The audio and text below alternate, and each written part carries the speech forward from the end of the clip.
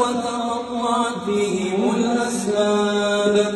وقال الذين اتبعوا لو أن لنا كرة فنتبرأ منهم كما تبرأوا منا كذلك يريهم الله أعمالهم حسرات عليهم وما هم بخارجين من النار.